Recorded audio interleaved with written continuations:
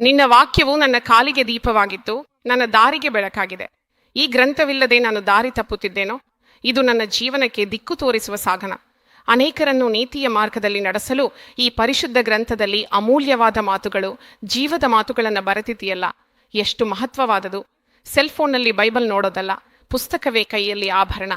ಇದನ್ನು ನಾನು ಬದಿಗೆ ಇಟ್ಟರೆ ನನ್ನ ಜೀವನವೇ ಅರ್ಥವಿಲ್ಲ, ನಾಶವಾಗುತ್ತದೆ. ಇದು ಬೇಕು. ನಾನು ಯಾವಾಗಲೂ ದೇವರ ವಾಕ್ಯವನ್ನು ಹತ್ತಿಕೊಳ್ಳಬೇಕು. ಇದನ್ನು ಓದದೆ ಮನೆಗಳಲ್ಲಿ ಯುವಕರು ಹೇಗೋ ದಾರಿ ತಪ್ಪುತ್ತಿದ್ದಾರೆ. ಅವರಿಗೆ ಪರಿಶುದ್ಧ ಗ್ರಂಥ ಬೇಕಾಗಿಲ್ಲ. ಇದು ತುಂಬಾ ದುಃಖಕರವಾದ ವಿಷಯ. ಮಕ್ಕಳು ಹಾಳಾಗುತ್ತಿದ್ದಾನೆ. ಚಿಕ್ಕ ಮಕ್ಕಳಿಗೆ ಸೆಲ್ಫೋನ್ ಇಲ್ಲದೆ ಊಟವನ್ನೇ ತಿನ್ನೋದಿಲ್ಲ. ಐಪ್ಯಾಡ್ ತೋರಿಸಿದ್ರೆ ಮಾತ್ರ ಅವನು ಊಟ ಮುಗಿಸ್ತಾನೆ. ಏನು ಆ ಮಕ್ಕಳಿಗೆ ಇರ್ಮಿಯಾ ಭಕ್ತಲು ಎಂದು ಹೇಳುತ್ತಿದ್ದಾರೆ. ಮಕ್ಕಳಿಗೆ ಊರಿನ ವಿಷಯವೇನು? ಇಲ್ಲಿ ಏನು ಮಾಡುತ್ತಿದ್ದಾನೆ? ತಾಯಿಗೆ ಊರಿನ ಕೆಲಸ ಮಾಡಲು ಸಮಯವಿಲ್ಲ. ಅದು ಮಕ್ಕಳಿಗಾಗಿ ನಾವು ಮಾಡುವ ಅತ್ಯಂತ ದೊಡ್ಡ ನಷ್ಟ. ಮಕ್ಕಳಿಗಾಗಿ ನಾವು ಮಾಡುವ ಅತ್ಯುತ್ತಮ ಹೂಡಿಕೆ ಪ್ರಾರ್ಥನೆ ಹೊರತು ಬೇರೆ ಏನೂ ಇಲ್ಲ. ಪ್ರಾರ್ಥನೆ ನಿಮ್ಮ ಮಗುವಿಗೆ ನೀಡಬಹುದಾದ ಅತ್ಯುತ್ತಮ ಹೂಡಿಕೆ. ನಾನು ಅವರನ್ನು ಆಶೀರ್ವದಿಸುತ್ತೇನೆ, ಅವರ ಪಾಪಗಳನ್ನು ಕ್ಷಮಿಸುತ್ತೇನೆ.